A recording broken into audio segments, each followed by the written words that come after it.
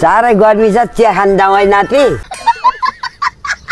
अस्ति यो घर त गएको हो आज यतातिर जाने त जाउँ जाउँ बाबु जाउँ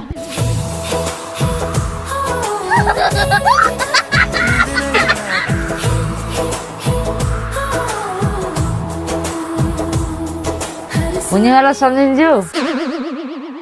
कहाँबाट आउनुभयो मेरो छोरी माग्न दिदाजु हजुरलाई हाम्रो दिदी कस्तो लाग्यो नि खासै राम्री लागेन तिम्रो दिदी त त्यसमा केटी बिहे गर्छौँ हामी चियामा चिनी पनि नभएको हो नि त नाति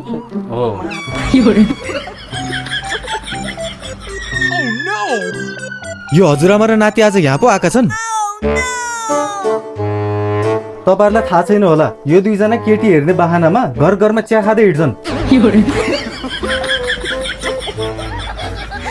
अनि लास्टमा केटी मन परेन भनेर फर्किन्छन्